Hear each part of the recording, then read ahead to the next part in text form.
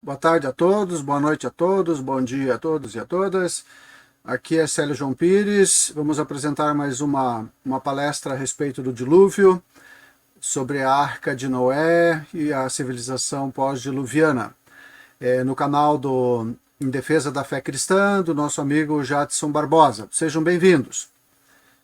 Como eu sempre tenho falado, o dilúvio ele tem um modelo científico, tem um método científico para ser trabalhado, que é o modelo histórico-científico, utilizado por Darwin pelas ciências históricas como a arqueologia, como a paleontologia e como as ciências forenses, em que tenta se descobrir o que aconteceu naquele ambiente que existe eventualmente uma pessoa morta, se ela foi assassinada, se ela morreu por causas naturais ou se foi um suicídio. Então, esse é o mesmo método científico utilizado para essas ciências, então não há novidade sobre isso.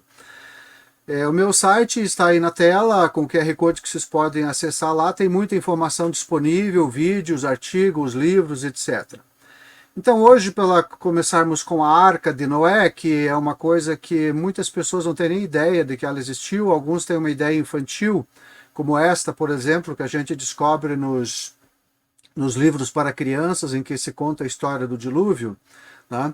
Como se fosse uma história para crianças. Eu acho que não é tão aconselhável assim, porque na realidade o dilúvio é uma história de terror. Ou como essa aqui, que os animais estão fora da arca, os aves estão ali aparecendo pelas janelas, enfim. Como se fosse isso aqui, como se fosse um barco.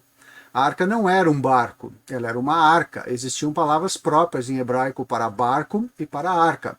E Moisés utilizou as palavras adequadas para isso. A arca tinha essa aparência, escura totalmente, porque ela foi calafetada e pintada com rena, que é uma planta arbustiva que você consegue macerar as folhas, ela gera uma pasta preta. Hoje em dia é utilizado para pintura de cabelo, sobrancelhas, normalmente pelas senhoras. Para mudar a cor do cabelo quem tem alergia às tintas que são utilizadas. Essa pasta, além de ela ter a capacidade de tornar impermeável a superfície da madeira utilizada na arca, ela é antifúngica, antibacteriana e não é tóxica. A palavra piche, traduzida lá na Bíblia, é uma tradução infeliz. No meu livro trato sobre esses detalhes, em que foi estudado perfeitamente esse tema, e as palavras não é piche, é rena. A última opção possível foi utilizada, tá?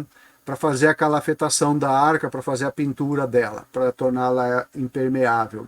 E ela era muito grande. Aqui temos uma visão à esquerda, com as janelas laterais, as janelas no telhado na anterior, que as pessoas podiam haver as trocas de ar e eliminação de gases tóxicos dos dejetos animais e humanos. As medidas da arca. Muita gente pensa que era uma coisa pequena, mas ela era muito grande, depende só do tamanho do côvado que você utiliza para medir.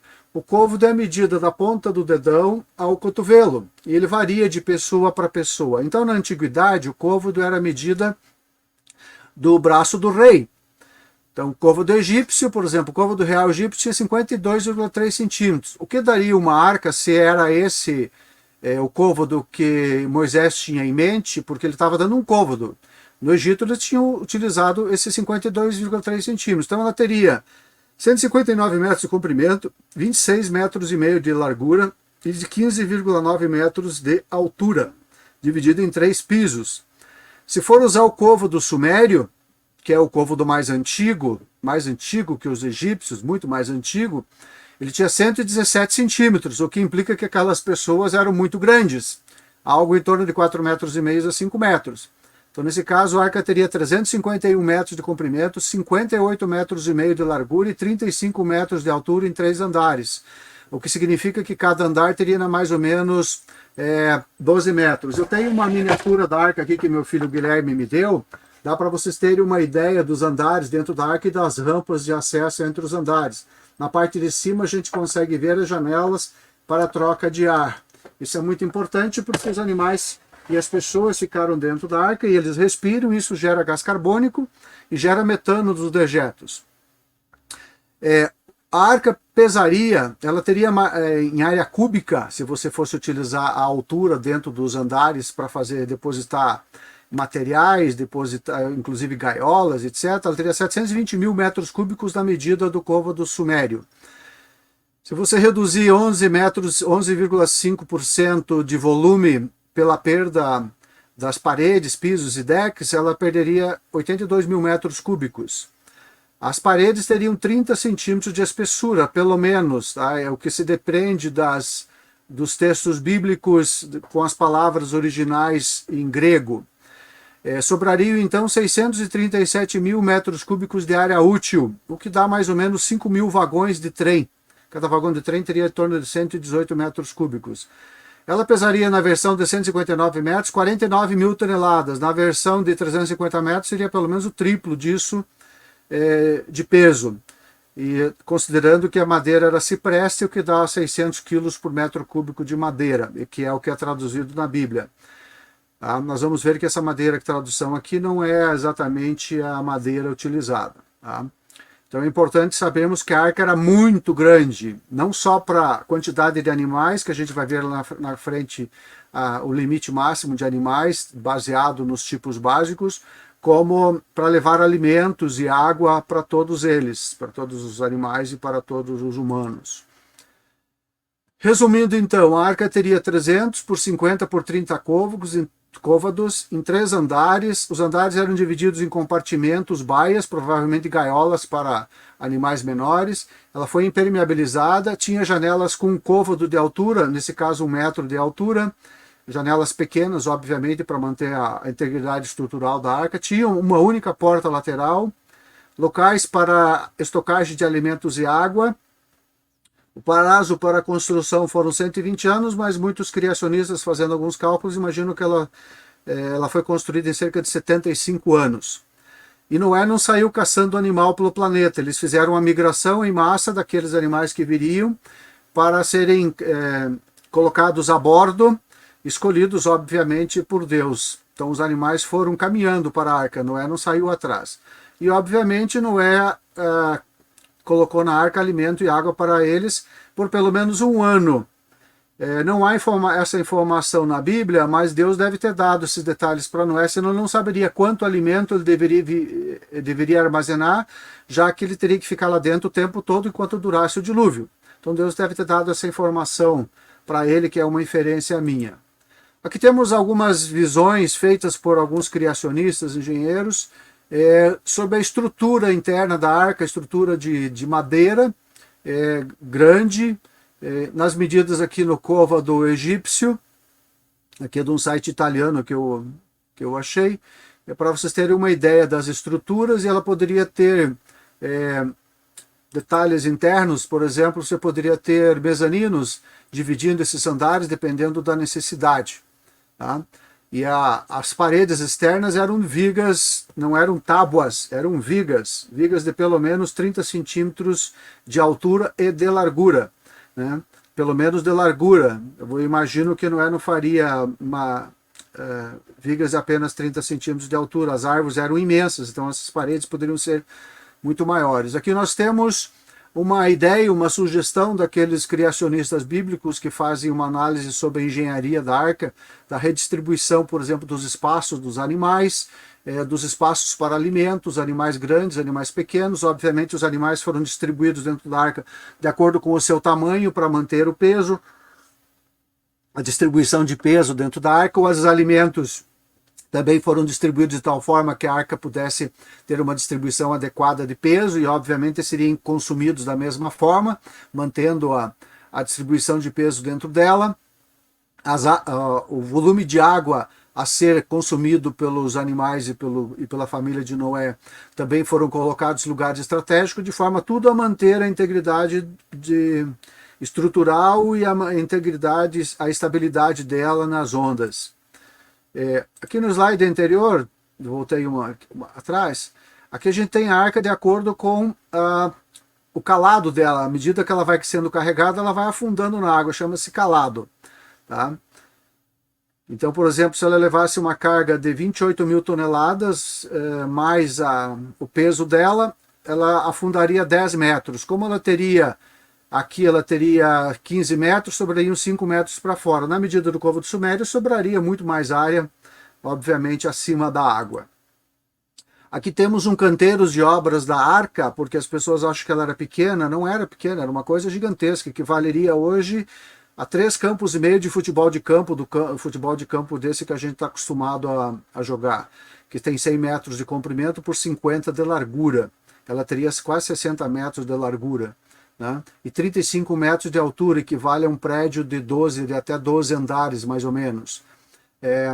Athanasius Kircher, lá em 1720, aparentemente fez esse desenho do projeto da Arca. Foi o desenho mais adequado à realidade da Arca, diferentemente daqueles utilizados na Idade Média, que eram barcos, umas coisas totalmente estranhas para ser utilizado. Então aqui dá para ver o canteiro de obras, dezenas e dezenas de pessoas trabalhando para fazer a construção dela.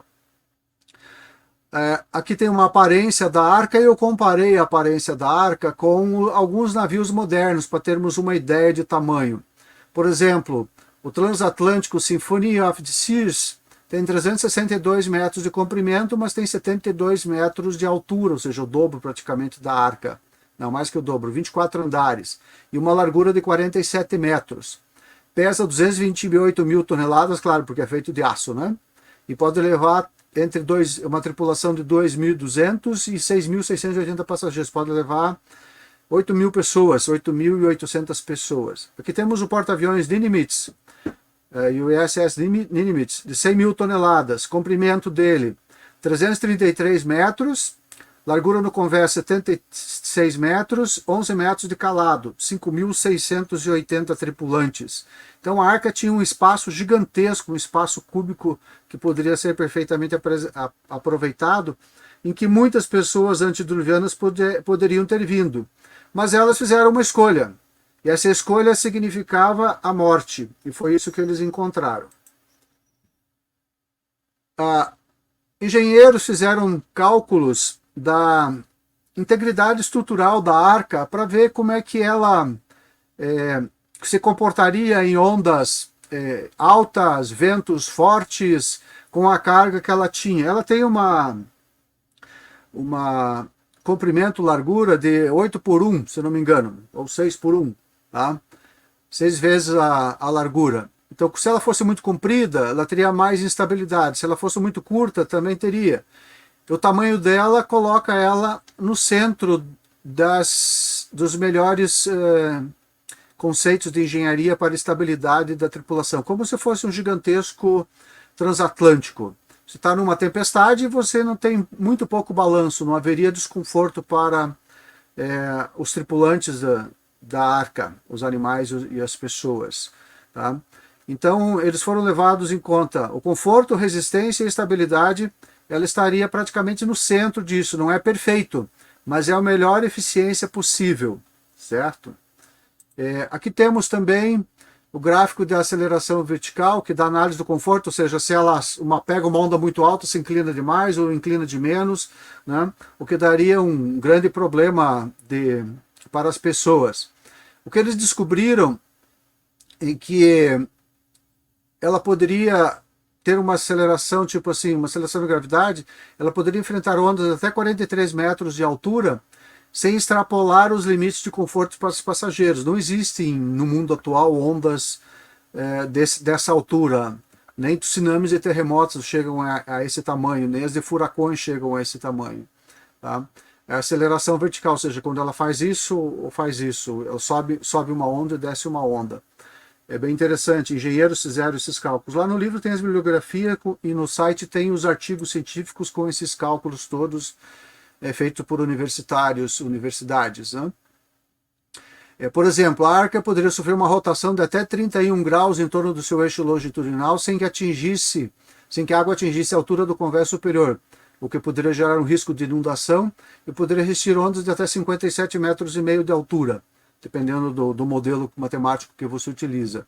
Então ela não emborcaria, ou seja, ela poderia fazer movimentos laterais, como aqui na imagem, o teto poderia até encostar no nível do mar, mas ela, pelo tamanho dela, e pela largura dela e pelo peso, ela não emborcaria, ou seja, ela não faria uma rolagem de tal forma que aconteceria uma tragédia gigantesca com os habitantes da arca. E aqui temos o alquebramento. O alquebramento, ela pegaria, por exemplo, uma onda muito grande, uma ponta da arca ficaria de um lado da onda e a outra ponta do outro lado da onda, e ela ficaria pendurada no meio. Então isso aqui media a estrutura dela, se a estrutura de madeira suportaria esse tipo de processo. Suportaria de ondas de até 30 metros de altura sem sofrer nenhum dano. Tá? A madeira, no original, a madeira dela é cipreste, só que a palavra é gofer. Madeira encontrada no Ararat é carvalho. Tá? Então gofer está mais para um processo de trabalhar a madeira do que o nome da madeira. A impermeabilização, muitas bíblias trazem betume, mas a palavra usada é cofer, que não significa bitume. O significado correto é rena, uma planta arbustiva de até 4 metros de altura. É fungicida com amplo espectro, não é tóxica, é utilizada para tingir cabelos, gera um pó verde ou marrom, e com água forma uma pasta, que pode ser utilizada para calafetar a arca. Aqui nós temos imagens, fotografias tiradas por Fernando de Navarra e seu filho, que escalaram a arca, escalaram o Monte Ararat em busca da arca, não acharam a arca, mas quando estavam voltando dentro da geleira, porque o Ararat é uma montanha com mais de 5.000 metros de altura, e dentro dessa, em cima tem uma geleira de montanha permanente, ela não derrete no verão, salvo verões muito quentes em que aparece eventualmente um pedaço da arca. Eles estavam descendo, viram numa ravina, numa fenda no gelo, um material escuro que havia degelado uma parte. Eles foram no verão, provavelmente, não lembro agora dos detalhes, e eles viram essa madeira escura. Era uma madeira, uma viga de madeira grande. E eles desceram com as escadas de escalada, retiraram a madeira de dentro da ravina, que estava dentro do gelo, quebraram o gelo. Isso foi lá em 1969. Tá? E retiraram essa madeira, uma madeira escura, praticamente petrificada. Essas fotos é da família de Navarra, que autoriza a sua publicação citando as fontes. Tá? Aqui a fotografia do fundo da ravina, aqui a vista mais de cima da madeira dentro do gelo, são vários pedaços de madeira, e essa madeira que ele verificou é madeira de carvalho. Tá? É madeira de carvalho. Ele mandou fazer uma análise de carbono 14, e ela apresentou uma idade de cerca de 5.000 anos, tá? Que é mais ou menos a idade do dilúvio calculado, conforme eu apresentei nas vezes anteriores, calculado lá pelas genealogias bíblicas, pelas cronogenealogias bíblicas. Tá? Aqui tem um desenho feito por Alfred Lee e Hagopian, que eu achei no site noahsarksearch.com, em que uma testemunha ocular viu a arca de cima da montanha, da parte mais elevada do pico, encalhada dentro de rochas e dentro do gelo, e fez um desenho dela. Então ela mostra exatamente como uma caixa. E dá para ver no desenho as janelas aqui. Segundo consta, essa testemunha ocular, como tem muitas que eu vou passar para vocês mais à frente, elas viram, em verões muito quentes, a estrutura da Arca de Noé. Aqui a madeira de carvalho que Fernando de Navarra trouxe, é a madeira trabalhada, dá para ver que a viga tem quinas, tá? Aqui dá para ver com detalhes, tá? E eles encontraram ela lá dentro da geleira. Então é um testemunho físico de que madeira de carvalho estaria na faixa de 5.000 metros de altura, dentro de uma geleira. Uma viga extremamente pesada. Eles tiraram uma, tinha muitas outras, mas como eram muito pesadas, só tiraram uma de lá. E aqui temos um outro desenho feito também da mesma região, lá do Ararat, é um platô, o cume da montanha está mais acima, a montanha tem mais de 5.000 metros, ela estaria a mais ou menos 4.200 metros de altura.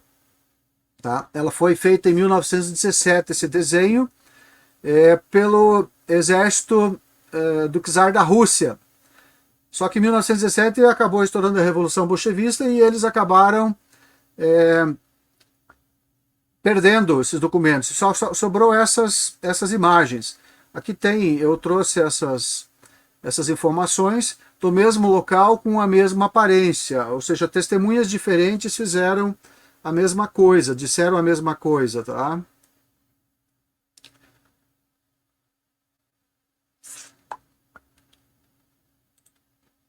Aqui temos dois mapas. O mapa da esquerda é feito pelo exército americano, em que mostra a localização da arca na mesma posição dos desenhos anteriores, próxima à garganta Horge, que eles chamam, uma garganta, uma rachadura na encosta da montanha do Ararat, que é uma montanha vulcânica. Tá? O que eles observavam, daqui deram as coordenadas longitude e latitude, eu eventualmente procuro no Google Earth a todo verão imagens novas para ver se aparece uma parte dela. Como ela está dentro da geleira, somente em verões muito quentes ela consegue aparecer a parte dela, né? Está dentro da geleira. Aqui é o topo da montanha, uma imagem que mostra eventualmente a arca que ela deslizou de onde ela estava, a 4.800 metros de altura, e teve um terremoto muito grande lá no início do século passado, e ela acabou aparentemente partindo um pedaço, então ela estaria dividida hoje em dia em dois pedaços. Tá? Somente, obviamente, se um dia degelar toda essa geleira e for feito trabalhos de arqueologia no topo da montanha, você poderia encontrar ou confirmar essas coisas. Aqui temos um mapa feito por Edward E. Crawford, que fez para o governo da Turquia transformar aquele espaço em um parque nacional para ser protegido pelo país e pelo mundo todo, né, como um monumento natural. Até porque considera-se que a arca está lá. Esse trabalho do Crawford ele esteve lá, escalou a montanha e descobriu que tem um objeto com mais ou menos 350 metros de comprimento, cerca de 60 metros de largura, embaixo do gelo. Quando eles chegaram lá no verão, estava saindo o vapor d'água de uma rachadura da geleira como se tivesse um objeto embaixo com essas medidas, que coincide com as medidas lá com a posição daquele mapa anterior. Ele deu as coordenadas também aqui nesse projeto Vambora, tá? Inclusive ele achou uma rocha dentro de uma caverna lá que tem inscrições muito antigas, tá? Então aqui esse sítio arqueológico seria designado como patrimônio da humanidade. Não foi verificar se ele realmente foi feito isso, que essa informação já é muito antiga. Tá? E aqui temos uma foto do satélite Spot 5, tirada em 2003. Um jato da Força Aérea Turca, que lá aquela região é uma região que vive em conflito com os armênios, e ele errou o alvo e largou uma bomba de 226 kg que explodiu lá na geleira, e abriu uma cratera de 60 metros. O interessante é que a onda de choque dessa bomba reverberou por baixo do gelo, dando jogando gelo e neve para fora da geleira. E a largura da geleira é mais ou menos 60 metros. Isso aqui dá mais ou menos 300 metros de comprimento. Uma coisa muito estranha que coincide eventualmente com o tamanho da arca, como se a onda de choque tivesse reverberado por dentro das paredes da arca e saído pelas janelas laterais do teto dela. Esse aqui tem 349 metros de comprimento e 58 metros de largura. Então é muito interessante uma foto de satélite. Não consegui encontrar mais outra foto de satélite desse tipo. Tá? Aqui temos o mapa que o Crawford fez também, tá? Da geleira, em cima de uma foto do satélite GOE, da Google Earth em 2009. Tá? Que é a melhor estimativa de a posição da arca lá na geleira. Aqui é a garganta Horge, tá? É uma rachadura enorme. E aqui tem a geleira, dá para ver as margens da geleira aqui, sei lá, com dezenas de metros de altura.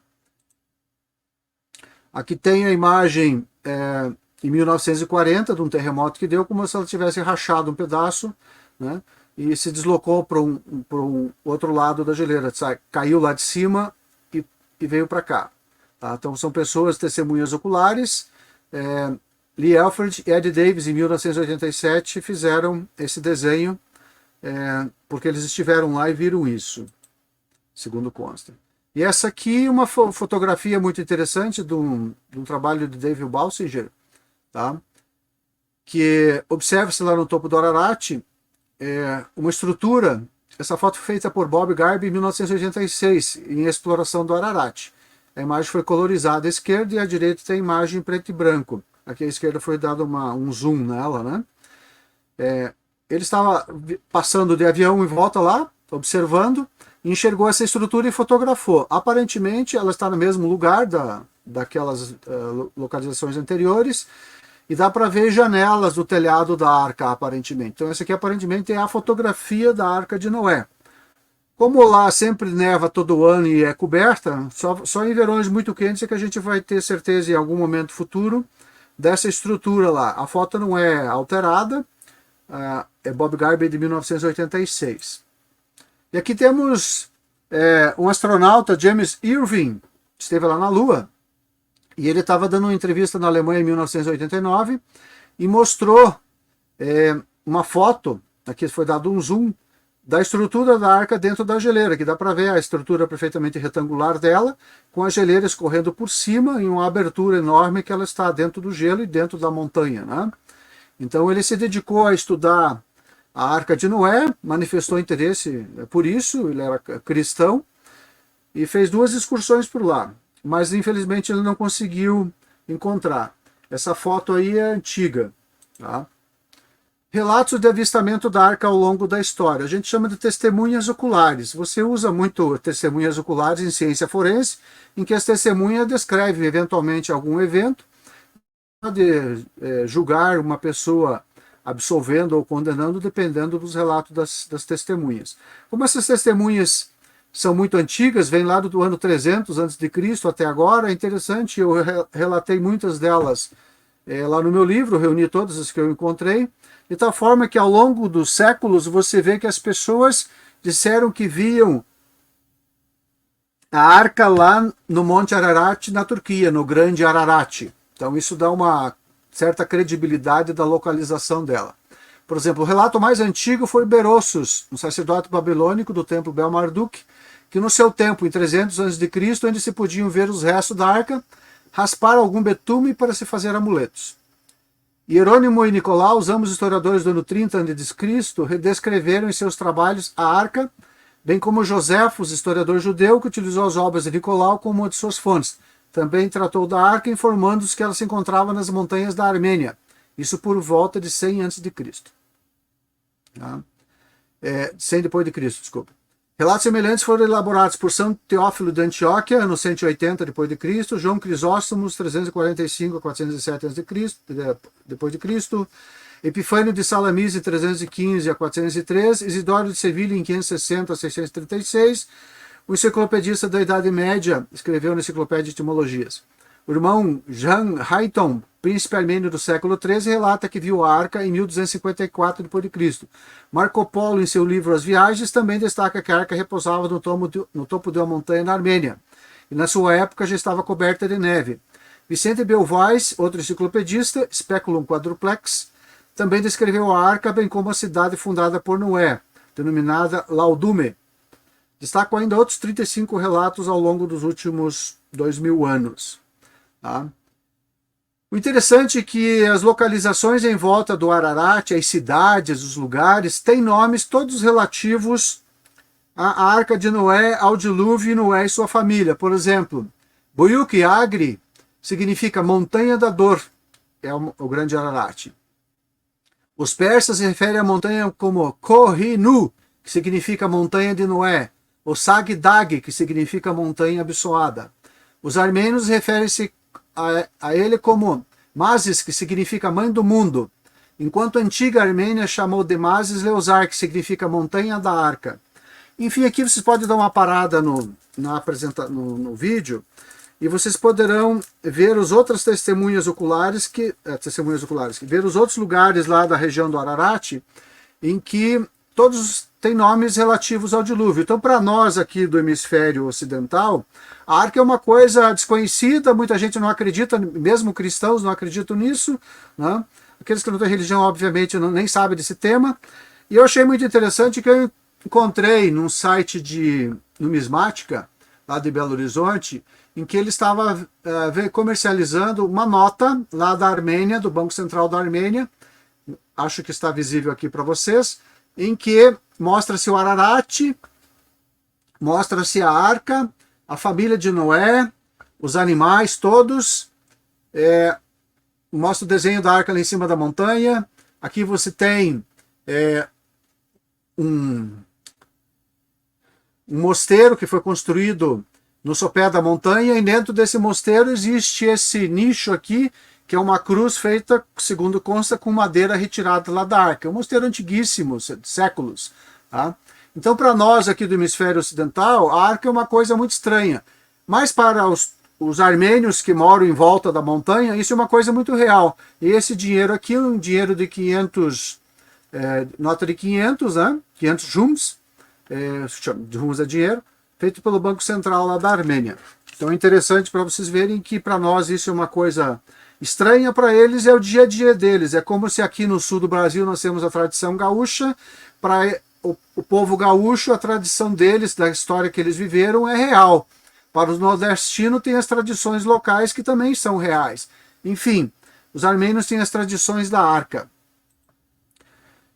Quantas espécies de animais foram trazidos? Destaco que a palavra espécie traduzida lá na Bíblia vem do termo hebraico min. Min não é espécie da biologia, até porque a biologia até hoje em dia não chegou a uma definição do que é uma espécie. Eu procurei, tem umas 24 definições diferentes de espécie de acordo com o gosto do freguês. As espécies bíblicas, o termo min, na realidade, está mais para famílias da taxonomia moderna. E teve o pessoal lá do Ark Encounter, do projeto Ark Encounter lá no Kentucky, que contratou biólogos, paleontólogos para fazer um cálculo de animais extintos, famílias de animais extintos e famílias de animais que estão vivos hoje, porque todos os animais que estão vivos hoje descendem dos animais que vieram na arca. Tá?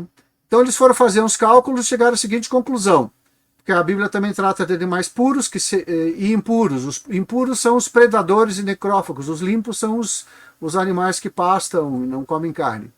Tá? Então eles chegaram a dois extremos, entre 1544 a 2.392 animais. Tá? Então seria na faixa de 2.000 animais, talvez um pouco mais, talvez um pouco menos, a gente não sabe em certeza dos tipos básicos que tinham. Mas o cálculo que o pessoal Arthur J. Jones fez e Michael Ross publicou em 2013, baseado nesse projeto do Ark Encounter, que é um parque temático da Arca de Noé lá nos Estados Unidos, fica no Kentucky. Eles descobriram o seguinte: dos anfíbios existentes, dos anfíbios extintos, dá um total de 81 famílias. Eles já têm lá no Ark Encounter 70. Tá? Os répteis, 38 famílias existentes, 192 extintas. Então tem 230 no total, 321 na Ark Encounter. As aves têm 155. Considere que aves também está junto com os mamíferos aqui embaixo, os morcegos, por exemplo, raposa voador, que a Bíblia não se preocupa em fazer uma taxonomia entre ave e morcego. Seriam os alados, a tradução mais correta. Então teria 155 existentes e 39 extintas. Tem 299 lá no Ark Encounter. Então tem mais facilidade de ter representantes. Os mamíferos, 125 mais 163 daria 288. Então no final você teria 938 famílias. Fazendo os cálculos pelos puros e impuros, que é na proporção de 7 para 1, tá? Você chegaria na faixa de 2.000 e poucos animais. Então essa seria a quantidade de animais que Noé pode ter trazido. Poderia talvez até chegar a, sei lá, 5.000 animais, isso não seria nenhum problema. Seria um grande zoológico, que poderia ser atendido com bastante facilidade graças às tecnologias que Noé e sua família obviamente dominavam. Aqui tem um artigo científico em que faz as comparações dos animais. Sempre vejo, nossa, tem milhões de espécies, como é que cabia tudo na arca? Quem disse que cabia tudo na arca? Por exemplo, os animais marinhos não foram trazidos, para começo de conversa. Insetos não foram trazidos. Obviamente que entrar na arca, porque se ela demorou 75 anos, você certamente teria aracnídeos, teria insetos de todos os tipos, enfim, seriam habitantes naturais da arca sem necessidade de você trazê-los. Tá? Porque a encomenda que Deus deu a Noé eram os animais terrestres e alados. Obviamente isso inclui os anfíbios. Tá? Então, fazendo as comparações, você vai ter aqui os animais marinhos, artrópodes não foram trazidos, os anfíbios foram, répteis foram, aves foram, mamíferos foram. Tá? Então seriam em 938 famílias, dependendo se você vai para família. Se você for para gênero, aumenta muito mais. Isso tudo dentro da taxonomia moderna da biologia. Tá? Eu procurei descobrir umas coisas interessantes, e já vi em outros lugares também, em outras apresentações. Por exemplo, nós temos hoje os canídeos, o cão doméstico. O cão doméstico tem uma variedade absurda. E temos os cães selvagens aqui. Esses aqui são cães selvagens, raposas, chacais, lobos, coiotes, etc., né? E de um desses aqui derivou o cão doméstico, que a gente tem aqui. Que tem, por exemplo, o lobo-guará, por exemplo, que está na nota aí de R$ 200, se não me engano. É muito interessante. E na arca foram trazidos um casal desses animais. Qual casal? Não sei. Então, os animais que vieram na arca provavelmente não guardam muita relação de tamanho, de aparência com os animais que nós temos hoje. Eu sempre achei que esse animal aqui que eu vou trazer para vocês, tá? Que é o Andreossarcus, tá? É um gigante, eles acharam um crânio desse animal. Ele está parecido com um cachorro, com um lobo, só que é um lobo gigante. Dá para comparar com a moça que está aqui ao lado, né? Ele está lá no museu, no Chicago Field Museum, é um museu, eles reconstruíram esse animal. Aí só que eles acham que esse animal aqui, na realidade, ele deveria ser o ancestral da baleia. Aí eles mudaram o tamanho das pernas, virou esse animal aqui que parece um porco, tá? Porque tem a teoria de que esse tipo de animal deu origem às baleias. Tem lá o Paquicetus, Ambulocetus, tem vários lá. Eu até fiz um artigo sobre a evolução da baleia, fato ou fake news. Está lá no blog do meu amigo Michelson, criacionismo.com, em que os autores da teoria da evolução da baleia admitiram que quando eles propuseram a teoria da evolução da baleia, não existiam evidências fósseis para isso, porque os animais que eles dizem que eram os ancestrais da baleia, parecidos mais com as nossas lontras modernas, ou grandes lontras modernas, lá no passado era tudo gigante, como dá para ver esse animal, eles não tinham a parte superior da cabeça, eles só tinham a parte inferior, só a parte da mandíbula.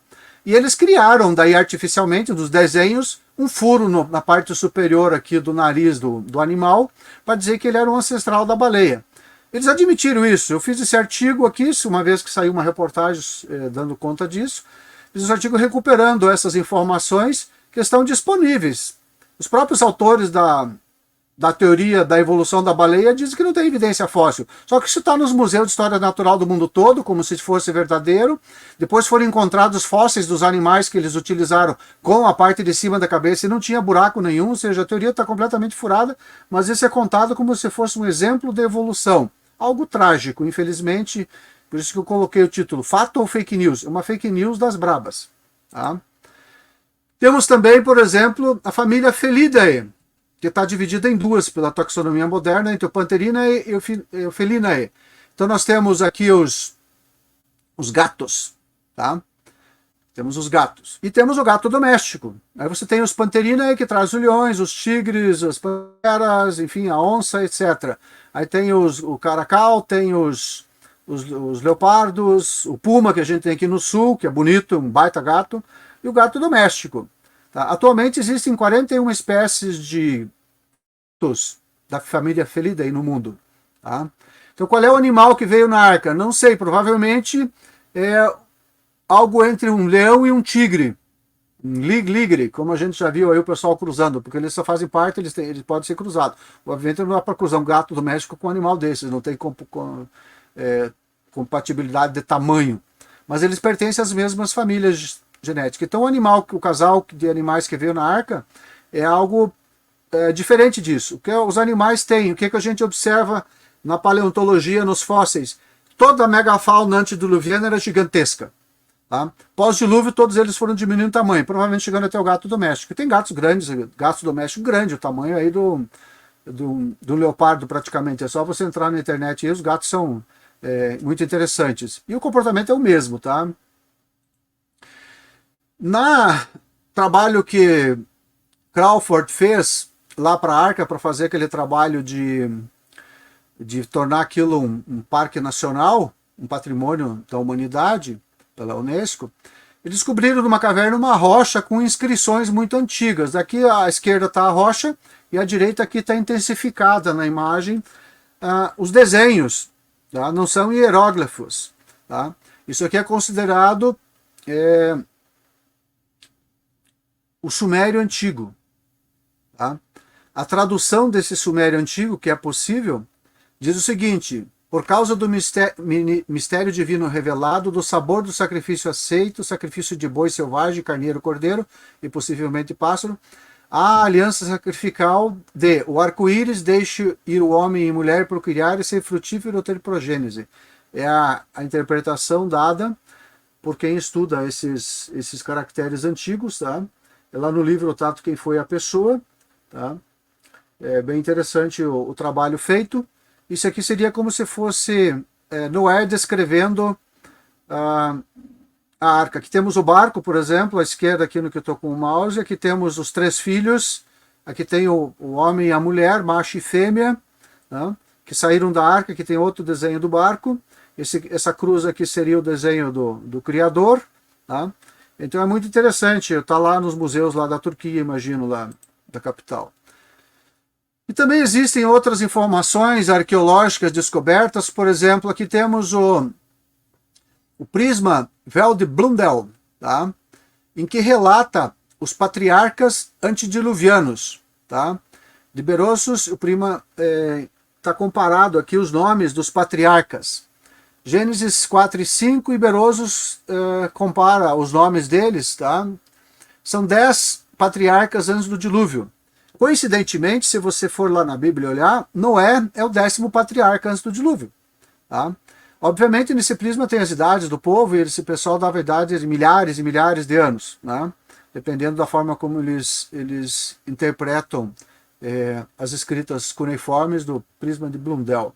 Certo? Então é interessante vocês verem que coincide informações históricas, arqueológicas, do pós-dilúvio, nesta cosmovisão criacionista bíblica, que dá a mesma quantidade de patriarcas. Aqui temos uma imagem muito legal do Grande Ararat e do Pequeno Ararat. São 2 montanhas vulcânicas. Foram descobertos no passado nessas montanhas fósseis de animais marinhos, obviamente. Quando Noé encalhou na montanha, ela já não estava mais em erupção.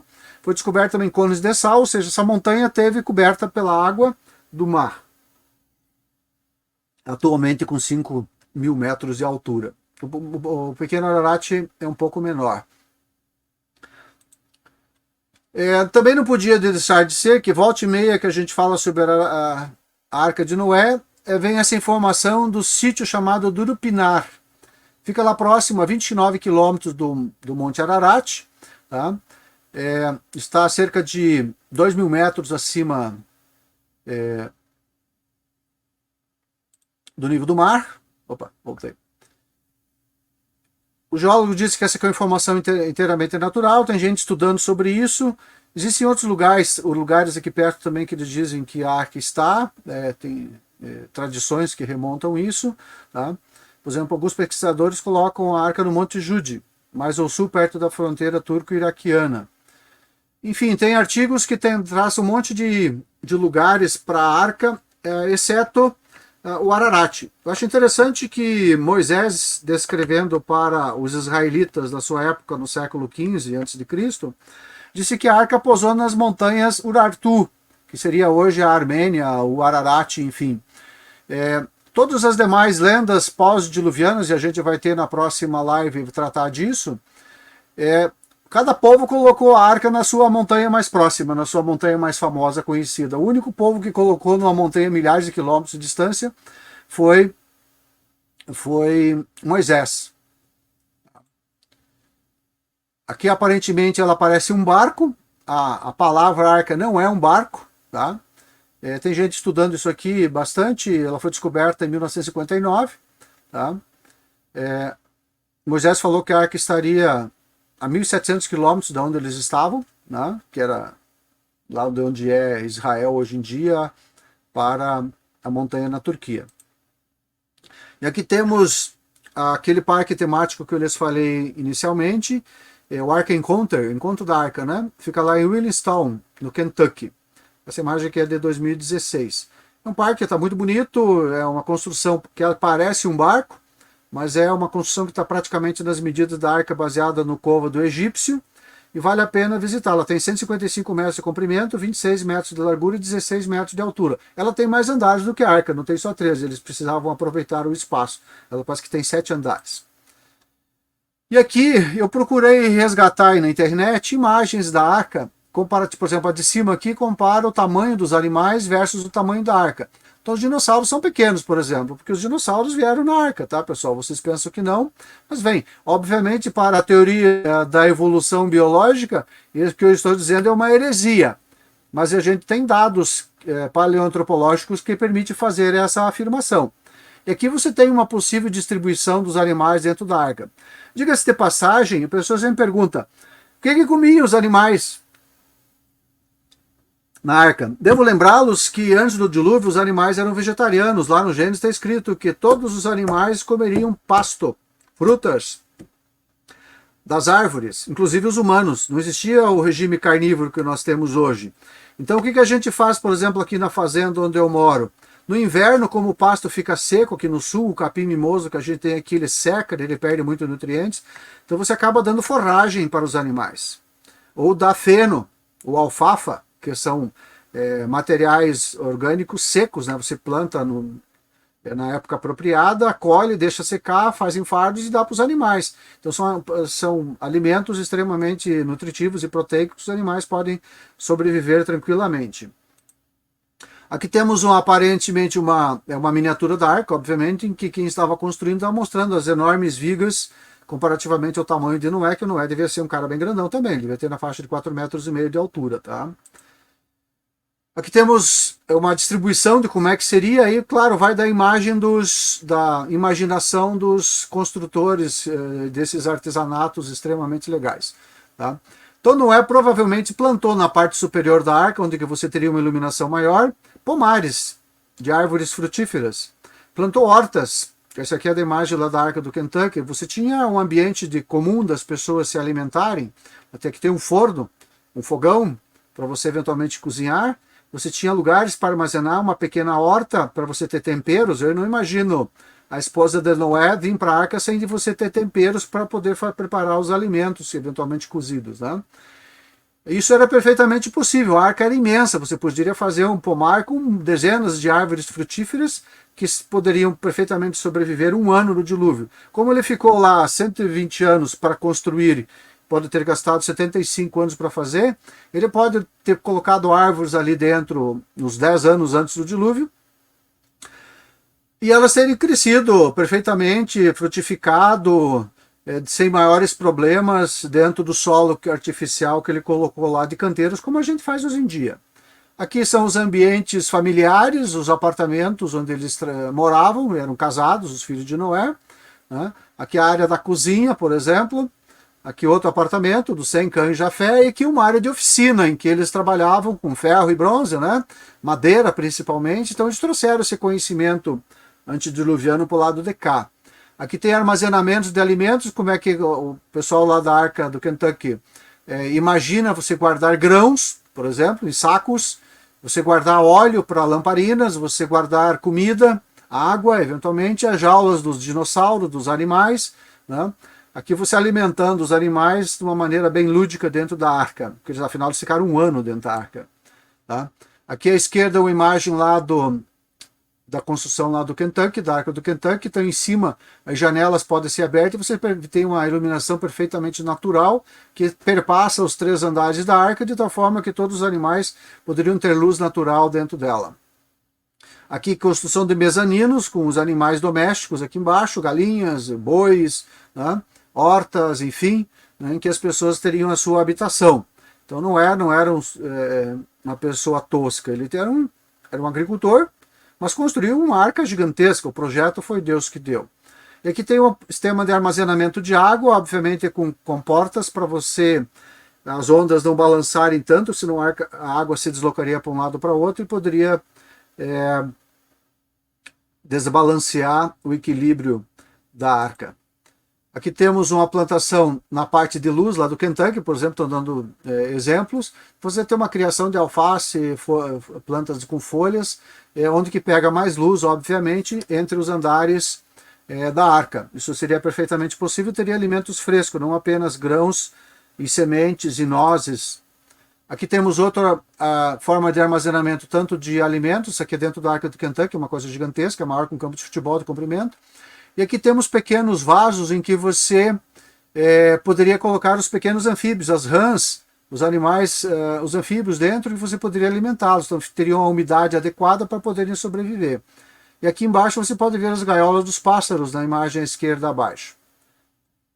E as gaiolas e as baias dos animais tinham que ter espaço suficiente para eles poderem se movimentar e se manterem saudáveis dentro desses espaços, não ficariam empilhados sem poder se mexer.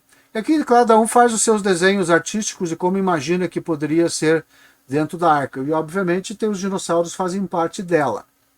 Por que eles fazem parte dela? Nós já vamos entrar nisso. E aqui interessante, eu comprei um livro em inglês por engenheiros lá do pessoal que construiu a Arca do Kentucky, como é que se poderia fazer trocas de ar com a arca e como é que se poderia se livrar dos dejetos orgânicos dos animais. E eles bolaram uma coisa muito interessante, que é perfeitamente execuível com a tecnologia lá de Noé, que você tem um elefante numa esteira fazendo um sistema de rodanas em que jogaria os dejetos dentro de um poço que cairia direto no oceano, um poço que daria comunicação com o oceano. Por outro lado, também tem um poço em que ele suga o ar conforme as ondas sobem e descem, ele suga o ar bom do exterior e quando ela sobe ele expulsa o ar ruim do interior da arca, um sistema de troca de ar extremamente interessante. Eu tenho um livro aqui, quem quiser, é só procurar aí, no final tem a bibliografia, ele faz parte lá. Tá? Tem o sistema de engenharia de como é que Noé pode ter resolvido problemas simples. Você vê que ele pode ter aparentemente canos aqui, né? Ele poderia transferir, por exemplo, água de todos os andares das caixas d'água lá de cima para todos os ambientes dos animais sem ter que estar transportando em baldes. Aqui nós temos uma imagem do interior da arca lá de Noé, lá do Arca do Kentucky. Aqui o Ken Han e aqui outro senhor que é o diretor lá da área deles, mostrando a espessura do casco da arca. Essa imagem está aqui para mostrar a espessura do casco da arca. Era um casco triplo, de tal forma que ele poderia absorver impactos de galhos, impactos grandes no seu casco, preservando o interior. Aqui estariam as espessuras das tábuas por dentro, 30 centímetros, e aqui um sistema todo de encaixe para a arca não desencaixar uma madeira da outra, não quebrar na subida das ondas, ela desencaixar as madeiras e entrar água. Tá? Então isso daria sustentação à superestrutura da arca.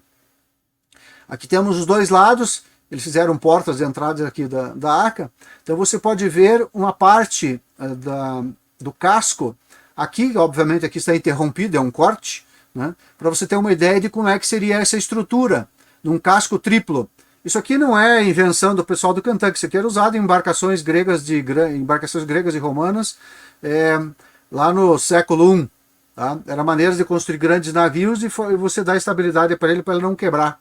Tá? Não quebrar e não ter infiltração de água.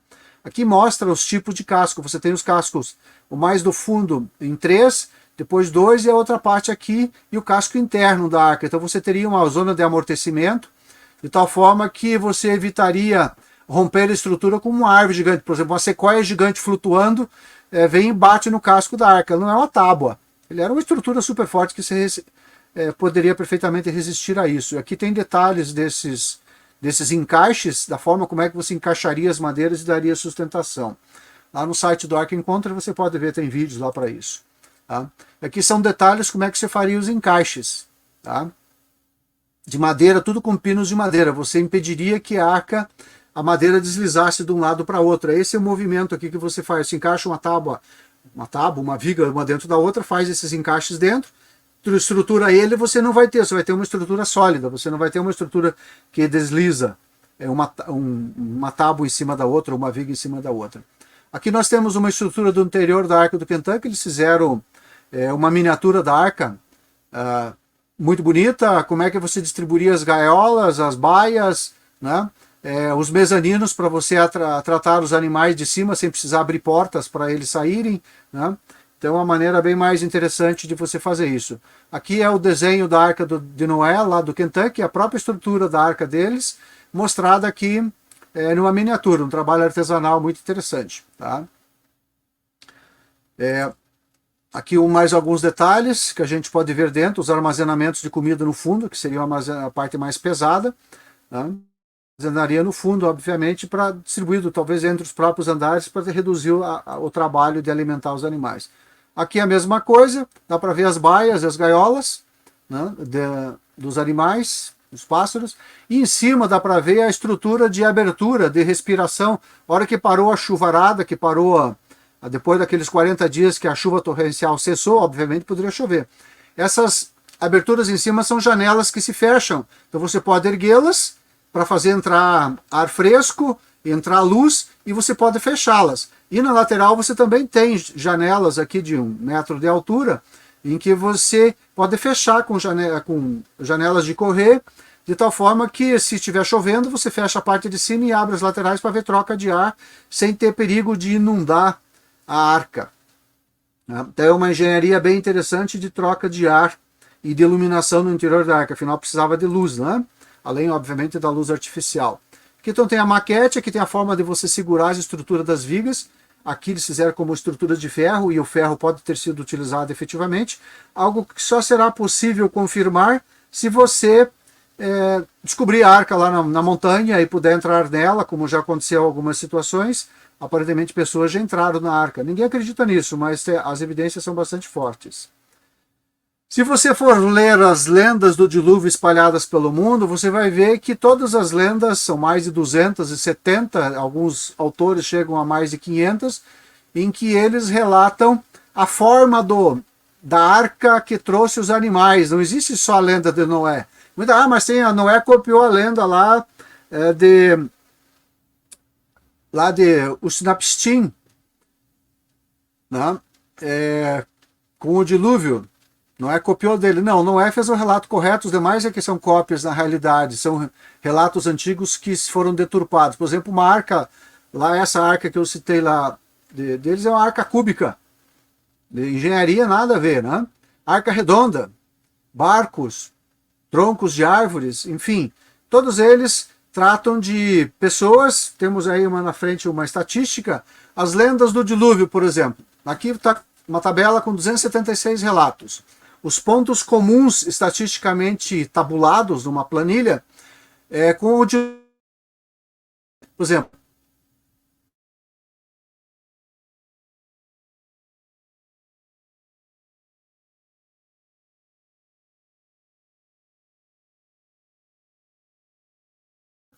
julgou culpada. A Bíblia diz que eles descreve que eles pensavam mal e faziam mal continuamente, mesmo vivendo séculos. Então a causa foi moral. Um homem se salva com sua família ou amigos. O mundo ficou despovoado, com exceção do item B, dessa família e amigos. E os animais também foram salvos. Em regra, isso é a base de todas as lendas do dilúvio, com floreios locais. Aqui tem a tabela estatística. Por exemplo, 95% das mais de 200 lendas diz que o dilúvio foi global, em toda a Terra. Em 88% delas, uma certa família foi favorecida. Em 70%, a sobrevivência da espécie humana foi garantida por um barco. Em 67%, os animais foram também salvos.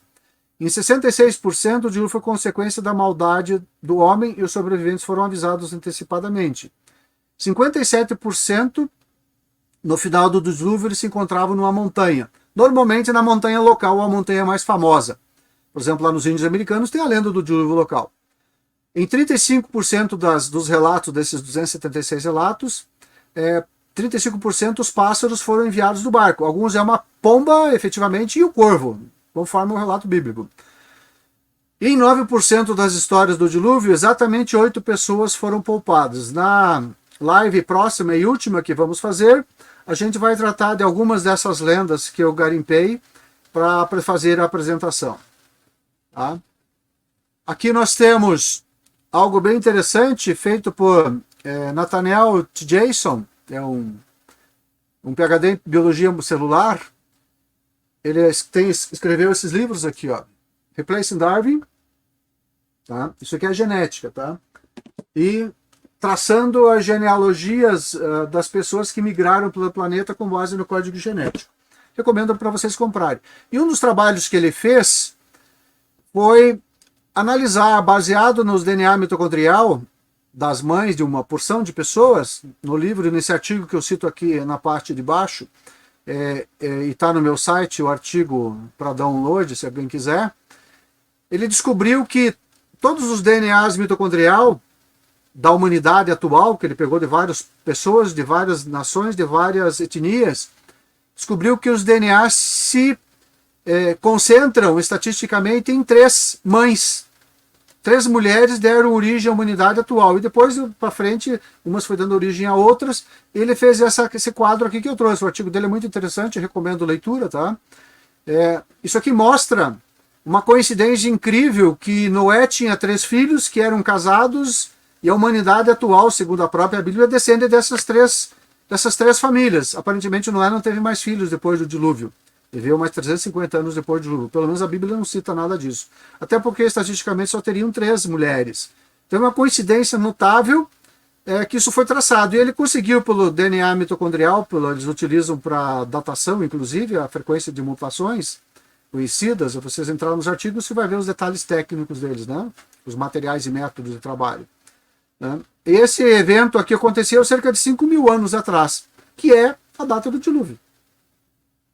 Coincidência ou não, acreditem ou não, isso aconteceu. E também tem uma coisa que eu não vou tratar aqui, eu trato lá no livro, trabalho de geneticistas. A humanidade e todos os animais do planeta terrestre sofreram um efeito gargalo detectado geneticamente pelos geneticistas que estudaram os DNAs das mitocôndrias e o DNA, enfim, dos seres vivos. Eles descobriram que todos os animais sofreram um efeito gargalo, inclusive toda a humanidade. Tá? Ele estabelece essa data com mais ou menos 100.000 anos, mas se você fazer as correções do relógio do DNA mitocondrial, você vai trazer isso aí para 10.000 anos no máximo. Os trabalhos, eu cito isso lá no livro, os artigos científicos estão aí, com geneticistas que fizeram, nós só estamos dando a interpretação baseada na cosmovisão criacionista bíblica. Uma outra coisa muito interessante, que o pessoal vai lá e analisa as informações, eu vi esse gráfico uma vez numa apresentação de um amigo, esse aí procurar onde estava. Esse aqui, por exemplo, foi de Henry Morris, foi publicado no Criacionismo Científico em 1984. Foi feita uma análise estatística da vida dos patriarcas antes e pós o dilúvio, e formou uma curva decrescente até 29 gerações aqui no caso, me parece, tá? 29 patriarcas pós-diluvianos, e os 10 antes do dilúvio. Por que acontece isso? Aqui está outro livro, Nathaniel T. Jensen, eu recomendo que vocês adquiram. Eu achei muito interessante o trabalho dele. É baseado na análise do DNA que foi catalogado. Existe um banco de dados de DNA que qualquer pessoa com conhecimento técnico pode acessar e fazer os seus próprios trabalhos. Por que decresceu o tempo de vida da humanidade? Tudo indica que foi degeneração genética, entropia genética é a palavra correta. Aqui tem um artigo sobre isso, vocês podem ir lá e ler o artigo, eu li, é muito interessante. Houve um decaimento da idade das pessoas e não só isso.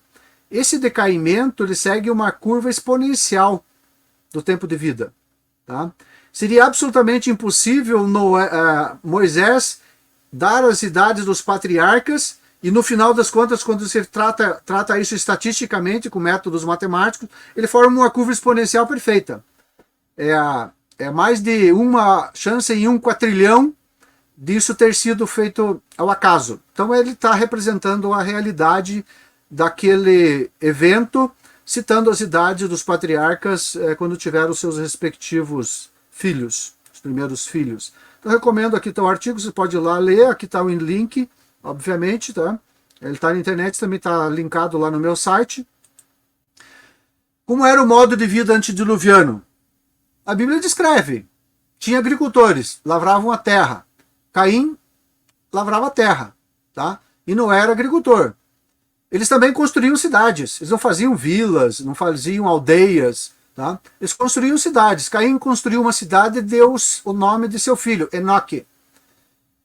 Para você construir cidade, obviamente, você precisa de engenharia, matemática, física, engenharia, arquitetura, hidráulica, agricultura em larga escala para alimentação da população, grande quantidade de pessoas para poder construir a cidade, para ter capacidade de trabalho, capacidade de organização e liderança. Cidades, não eram aldeias. Aquilo que a gente aprende nas escolas de 2º grau, migração, homem das cavernas, aquelas coisas, é tudo pós-dilúvio, isso nessa cosmovisão criacionista bíblica. Também tinha pecuária, criavam gado. Tá? E outros animais. Jabal, por exemplo, morava em tendas e domesticava animais. Dinossauros? Com certeza, eles eram vegetarianos. Você poderia usar como força de trabalho, como a gente utiliza ainda hoje em dia em propriedades menores. O boi carreiro, o cavalo para puxar carroça, para puxar arados, grades, enfim, você utiliza isso. Também tinha arte e música.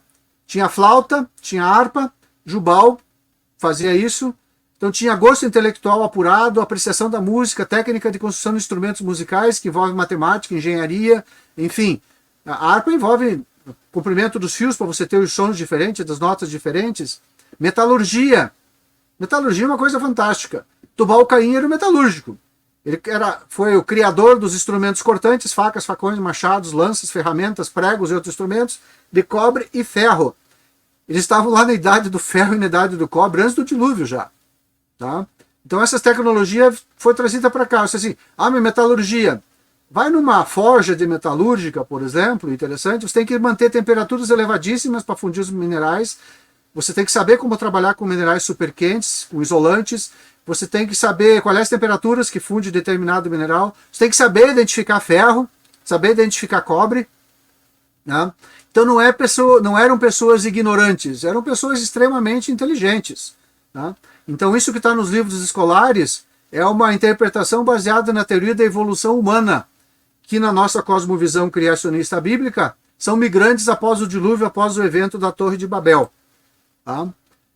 E os dinossauros? Tudo que é live que eu faço, o pessoal pergunta, e os dinossauros foram trazidos? Sim, foram, todos.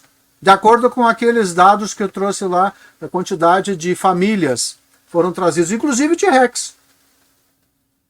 Porque também eles eram vegetarianos. E a arca era grande o suficiente para, por exemplo, ter um titanossauro. Eu estive no Museu de História Natural em Nova York, e lá tem um titanossauro aqui da Patagônia, da Argentina. Eles fizeram uma sala enorme para pôr o esqueleto dele, é um esqueleto, não é uma réplica. Em São Paulo eles colocaram, fui lá ver em Ibirapuera, eles colocaram uma réplica do titanossauro. 70 toneladas, mais de 40 metros de comprimento e 7 metros de altura na omoplata da frente, omoplata dianteira, não traseira, porque eles são que nem os elefantes, a parte traseira é mais baixa do que a parte dianteira para fazer o equilíbrio de tamanho de pescoço, etc. Né? E o titanossauro não coube dentro do ambiente que eles fizeram, a cabeça ficou para fora da foto. No meu livro tem a foto que eu tirei lá, achei fantástico aquilo. A gente se sente pequeno, era uma criatura gigantesca. Tá? A Bíblia é muito clara, tanto para os cristãos que leem a Bíblia, quanto para os não cristãos, que Deus disse para Noé, traga todos os animais que respiram para dentro da arca, para preservar eles com vida. E ele diz isso 7 vezes. Tá? Ele reforça 7 vezes a mesma declaração, tanto para entrar na arca quanto para sair da arca. Todos Noé diz assim, Noé, leva todos menos os dinos, esquece. Tá? Todos é todos. Ainda mais 7 vezes repetido, é uma ênfase absurda. Dizemos aqui, de tudo que vive, de toda a carne, 2 de cada espécie, macho e fêmea, farás entrar para conservar eles vivos contigo. De todos os animais, segundo as espécies, de toda a carne. Então sai da arca, tua mulher e teus filhos, não é com os animais que estão contigo, de toda a carne, tanto de aves, animais, gado, réptil, etc., para que sejam fecundos e se multipliquem na nova terra, pós-dilúvio. Tá? Então, a Bíblia afirma, todos foram trazidos, e na cosmovisão criacionista bíblica, todos os animais foram trazidos, inclusive os dinossauros. E nessa cosmovisão, os dinossauros foram criados lá junto com Adão e Eva. Inclusive Deus trouxe todos os animais para que Adão desse o nome para eles. Interessante a gente falar sobre isso, mas e que evidências temos que eles foram trazidos para cá, o lado de cá do dilúvio? Por exemplo, aqui tem um afresco na cidade de Pompeia, do ano 70 a.C., que ela foi destruída por uma erupção vulcânica. Uma pintura enorme, está lá, bonita. No site eu tenho o link para isso, na Colbert Center, lá no Raciocínio Cristão. É um mural feito na parede, as cinzas cobriram e ele ficou preservado. Os arqueólogos foram lá num trabalho absurdo de escavação, descobriram isso. Só quando você olha os animais que estão aqui junto com essas pessoas, são animais diferentes do que nós temos hoje em dia. E eles desenharam, aqui tem uma pessoa a cavalo em cima de um animal que parece um jacaré, mas o jacaré que tem uma crista. Estão puxando a pessoa. Aqui tem outro, em cima de um outro animal grande, que parece um elefante. Né? Muito interessante. Só que quando você compara esses animais com os animais extintos, baseado na reconstrução corporal que os paleontologistas fizeram, baseado nos ossos, nos músculos, aquelas coisas, desenho, onde que os músculos se fixavam para você poder ter a forma, a estrutura. Esse animal que está aqui no afresco de Pompeia é um Moeriotherium, supostamente extinto há 35 milhões de anos atrás na escala da teoria da evolução da vida. E esse outro que o cara está cavalgando aqui é um Chepenacodon, supostamente extinto há 280 milhões de anos atrás, segundo o registro fóssil, lá nas camadas geológicas que a gente já tratou numa live anterior. Como é que essas pessoas puderam desenhar esses animais que os paleontólogos, um trabalho absurdo, conseguiram reconstruir para ter uma ideia da aparência baseada nos esqueletos, estavam desenhando eles e fazia parte do dia a dia deles. Aqui tem barcos, tem outros animais, tem casas, né? Lá no livro eu cito muitos desses aqui. Parei de acrescentar novos dados, porque senão ficaria um gigante, né? Aqui nós temos também uma coisa muito interessante que vocês podem olhar aí, mosaico nilótico de Palestrina, do ano 100 a.C. Também uma cena do dia a dia, pintada numa parede, só que aqui é um mosaico, né? Feito tudo com pedrinhas coloridas, em que você faz o desenho. Meu compadre e minha comadre que faziam as mesas com esse trabalho, com azulejos, pedacinhos e tal, umas mesas muito bacanas, com um desenho bonito. Eles fizeram isso. Isso aqui tem 5 metros de largura por 4 metros de altura, se eu não me engano. Lá no trabalho tem a descrição disso aqui. Palestrina era grega. E aqui eles desenham. Tem um animal aqui, ó, que você pode ver nessa parte do desenho. Tem um animal aqui que eles deram em grego, colocaram o nome dele, chama-se crocodilo leopardo. É um animal grande, que aparentemente eles estão atacando, estão se defendendo, enfim, desse animal. Tem outros animais aqui que lá no livro eu descrevo, parece que tem uma centopeia gigante também aqui em cima, por exemplo, tá?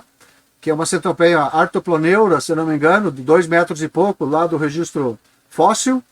E aí quando você vê esse animal com a sua respectiva contraparte fossilizada, né? Você vê como é que ele se parece, ele é um terapside, Biarmoxucus, tá? O que estava fazendo esse animal lá junto com os gregos no ano 100? Ele estava vivo. Foi extinto, provavelmente. Então é impossível que essas pessoas desenharam esses animais e, coincidentemente, você tinha um animal pré-histórico com a mesma cara. E com o mesmo tamanho, tá? E aqui nós temos uma coisa muito interessante. Essa pintura aqui é feita em seda. Pertenceu à dinastia Ming, do ano 1500 da nossa era. Lá da época do Cabral. Tá? É a pintura do dragão. Esse aqui é o dragão chinês, com bigodes. E as pessoas estão do lado dele ali, aparentemente numa boa. Ele não era aparentemente um animal brabo, um animal violento. Tá? Quando você compara esse dragão chinês com os seus respectivos fósseis, ele é um coelurossauro, popularmente conhecido como celófise. E foi encontrado fóssil de celófise com bigodes. Por incrível que pareça, bigodes, na realidade, é feito de queratina, né? Então é mais difícil de fossilizar. Mas fossiliza. Tá? A gente tem as garras desses animais também fossilizados. Eu citei aqui alguns aqui para vocês terem uma ideia desses animais. Agora a gente vai ver como imaginar a vida antediluviana das pessoas convivendo com os animais. Tem um artista fantástico que eu gosto muito, sigo ele no Instagram e no site, James Gurnert. Aqui está o trabalho dele. Ele fez um livro chamado Dinotopia, fez vídeos, tem vídeos na internet, eu comprei os DVDs com esses vídeos deles, tá? Uma série de TV, inclusive. Os humanos convivendo com os animais. Uma cena de um desfile de animais muito interessante, que esse artista fantástico reconstruiu na sua respectiva escala. Eu acho muito interessante. Eu coletei algumas imagens aqui do trabalho dele. Tá? Aqui é um diplodocus, o pessoal cavalgando um diplodocus, numa construção extremamente rebuscada, algo tipo lá do Império Romano. A gente não costuma fazer essas construções. Eu descobri que tem uma construção semelhante dessa aqui nos Estados Unidos, que eles reconstruíram o palácio lá de Atenas. Aqui eles caminhando pelas ruas, com transporte público dos dinossauros. Tá? Aqui alimentando um diplodocus, bem de boa. Tipo de casas de árvores, de construção, porque as árvores eram gigantescas, você poderia morar, então você poderia morar no campo, morar na cidade, morar na floresta. Esses animais fariam parte do dia a dia. E aqui temos quase o final da história, em que Noé viu o arco de Deus no céu. Deus disse que eu colocar meu arco nas nuvens. Significa que antes do dilúvio não existia arco-íris, não existiam nuvens, não existia um vapor d'água em tal quantidade, de tal forma que era possível você ver o arco-íris. Na realidade, a gente só vê um pedaço dele, que se você estiver num voo, e eu vi esses dias uma foto muito interessante, uma filmagem no YouTube, no Instagram, e o helicóptero filmou o arco-íris, um anel perfeitamente circular no céu. Achei muito interessante. Tá? E aqui Noé fez um sacrifício em agradecimento a Deus por ter preservado ele e a sua família. No dilúvio, os animais todos aqui em volta, após terem saído, ele construiu um altar lá após ter saído da montanha. Né? Aqui temos a bibliografia sugerida, por exemplo, tem esse estudo da Arca de Noé, da Sociedade Criacionista Brasileira, tá?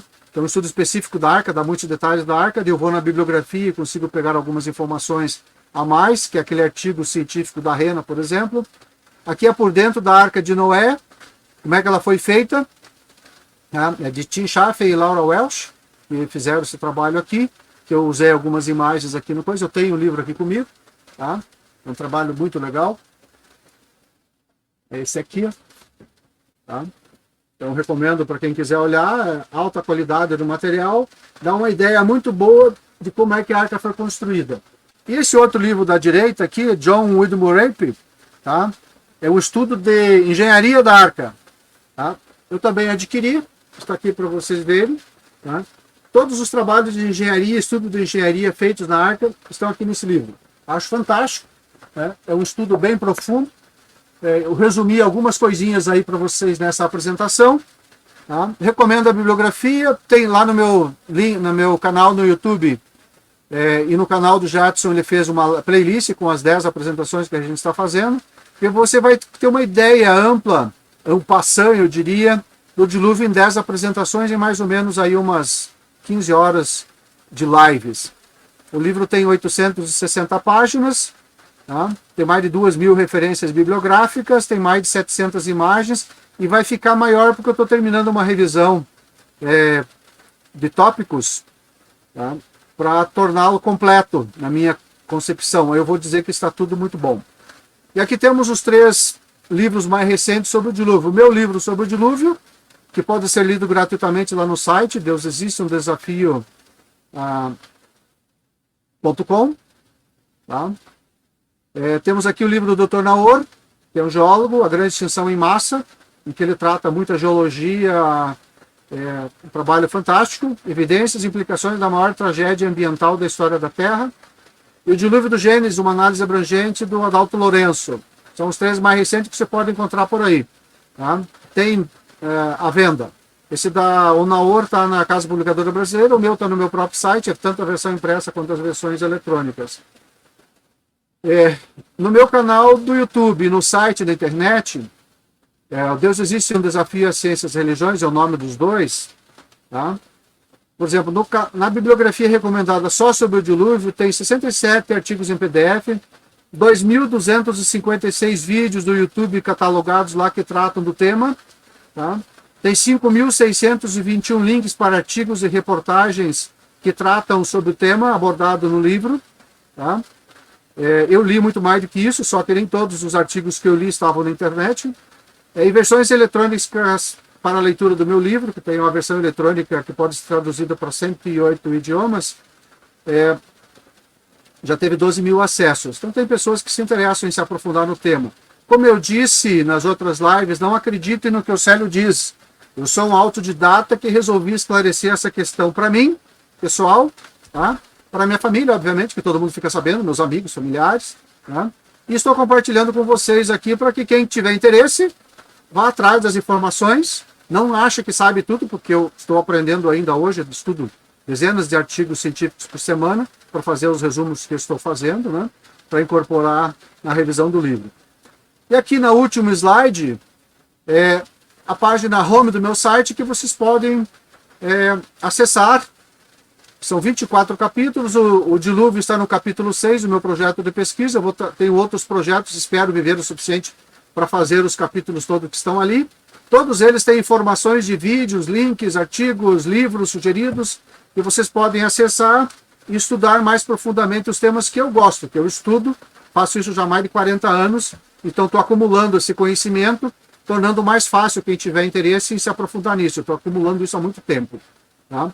Tem informações sobre quem eu sou, os links que eu considero importantes, oficiais para serem estudados.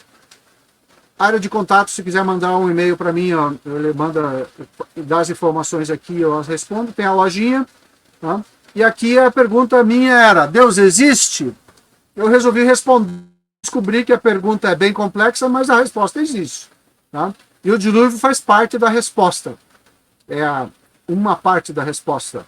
Tá? Então o trabalho é bem complexo, mas eu gostei muito de fazer e vou compartilhar com vocês à medida que eu for concluindo meus trabalhos o tempo todo. Então, Jadson, estamos encerrando a apresentação. Se você puder voltar ao ar, eu vou encerrar aqui, ok?